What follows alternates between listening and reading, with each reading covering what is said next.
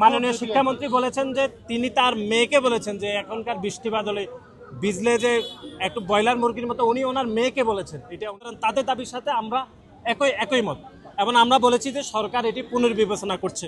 দাবি হচ্ছে যে সামগ্রিকভাবে সারা দেশে অতিবৃষ্টির কারণে তো বৃষ্টিপাত হচ্ছে এবং বৃষ্টিপাতের কারণে দেশের বিভিন্ন অঞ্চলে আপনি দেখেছেন যে বন্যা পরিস্থিতি তৈরি হয়েছে এবং ইতিমধ্যে সরকারের পক্ষ থেকে চট্টগ্রাম বোর্ডে কিন্তু পরীক্ষা সাময়িক সময়ের জন্য স্থগিত করা হয়েছে এবং গতকাল অনেক চট্টগ্রাম বিভাগের বাইরে অনেক অঞ্চলে বৃষ্টিপাত হয়েছে।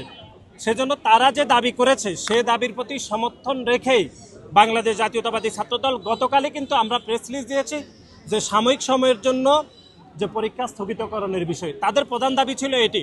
আমরা তাদেরকে বলেছি এই দাবি আমরাও করেছি, সুতরাং তাদের দাবির সাথে আমরা একই মত এবং আমরা বলেছি যে সরকার এটি পুনর্বিবেচনা করছে। এর বাইরে তারা বলেছেন যে কোশ্চান কঠিন হয়েছে, সহজ হয়েছে। আমরা বলছি এটা একটা টেকনিক্যাল বিষয়, এটি বিভিন্ন বোর্ডের চেয়ারম্যানরা বা যারা শিক্ষা মন্ত্রণালয়ের দায়িত্ব রয়েছে প্রশ্নপত্র প্রণয়ন তাদের বিষয়। তাদের যদি কোনো বক্তব্য থাকে এই বিষয়ে তারা মন্ত্রণালয়ের সাথে কথা বলতে পারে, প্রতিনিধি নির্বাচন করুক, আমরা তাদেরকে নিয়ে যাব। আমরা এটি তাদেরকে বলেছি।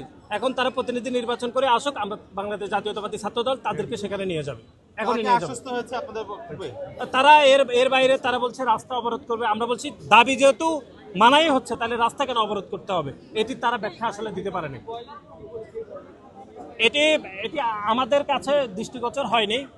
এটি মাননীয় শিক্ষামন্ত্রী বলেছেন যে তিনি তার মেয়েকে বলেছেন যে এখনকার বৃষ্টি বাদলে ভিজলে যে একটু ব্রয়লার মুরগির মতো উনি ওনার মেয়েকে বলেছেন, এটা উনি বলেছেন। এখন শিক্ষার্থীরা হয়তো এই কথাতে বিভ্রান্ত হচ্ছে বলে আমাদের মনে হয়েছে।